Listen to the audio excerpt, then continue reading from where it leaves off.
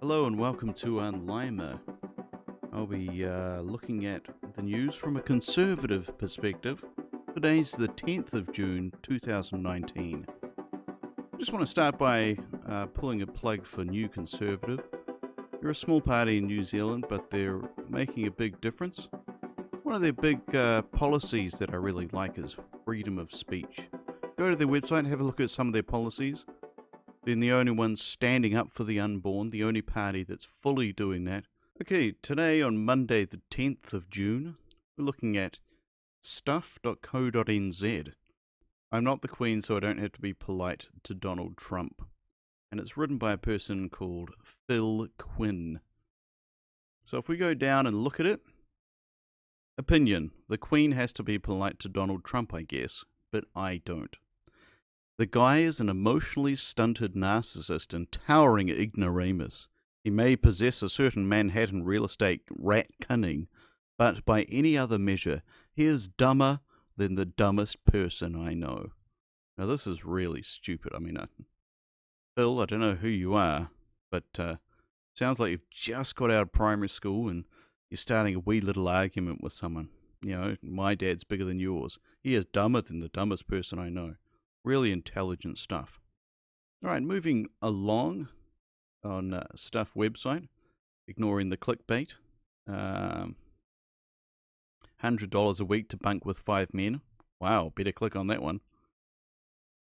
Troops to leave Iraq.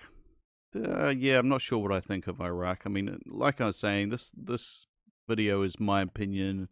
I don't really have much opinion on Iraq. Hijab dress a tribute.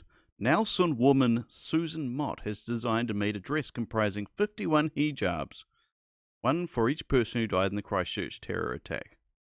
Make a dress with all the hijabs for women who have died at the hands of their Muslim husbands overseas. Hijabs are a sign of oppression. If you're in Iran, you don't wear a hijab.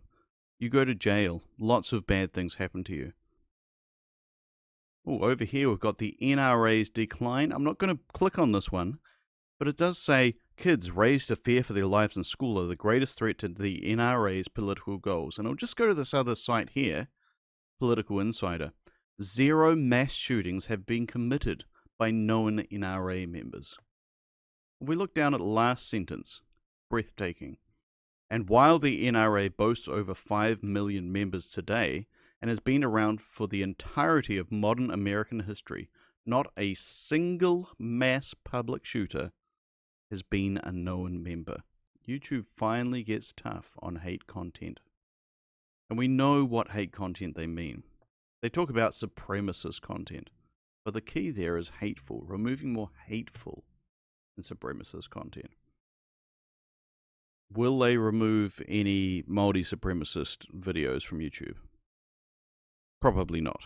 We can pretty much 100% say that it's going to be white supremacist stuff. Now, I'm not into white supremacy. I don't really care about it.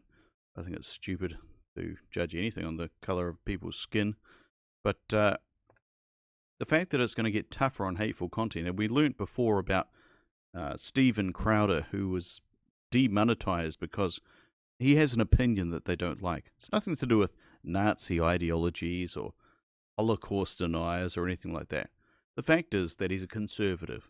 We don't like what you're saying, so we're going to classify that as hate speech. And here we go. Today we're taking another step in our hate speech policy by specifically prohibiting videos alleging that a group is superior in order to justify discrimination, segregation, or exclusion based on qualities like age, gender, race, caste, religion, sexual orientation, or veteran status.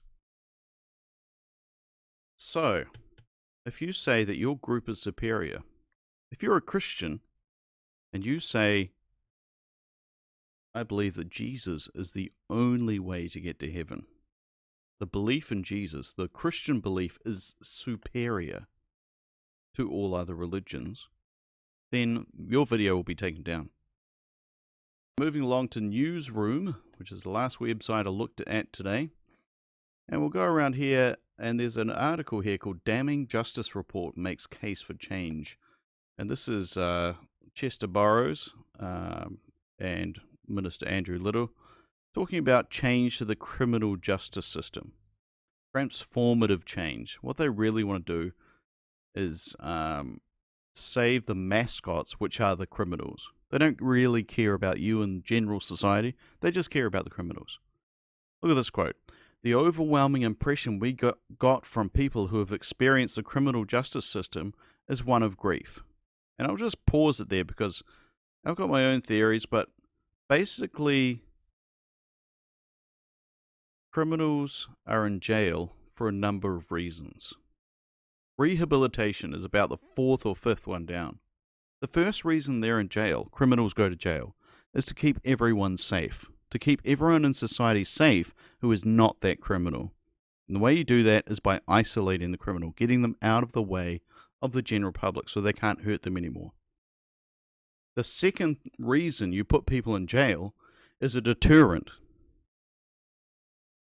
to stop people from doing that crime. People who may be thinking of doing a certain crime, they look at the consequences and they think, no, I'm not going to do that. It's not worth it. Fourth or fifth down the line, there's a whole bunch of other reasons. Fourth or fifth down the line is rehabilitation. But that's really not the reason for putting people in jail. Every single person in jail has made a choice to do a crime. That's it. You can make up all these excuses for them, but their dad beat them up when they were little, or their dad was a drunk, and blah, blah, blah. There's so much abuse. But really, crime is done against another person. If you do a crime, you are actually choosing to do that crime. It really annoys me when they make all these criminals into little mascots that really can't help but do their crime. No. Anyway, back to Newsroom. Right, this Andrews Nahu clinches New Zealand's first world lifting gold. Thankfully, this person is not a transgender, so it's not a fake gold. It's a real one. Well done, Andrews Nahu. Farewell to the master of the verbal headbutt, Steve Chew's leaving in December. And really, rugby has done amazing things under him. Although one thing that Phil Gifford said the other day, and it was really annoying, was that the biggest thing he has done has brought diversity to rugby. And, he's helped the gays be accepted. And I was like, Phil Gifford, what on earth are you talking about?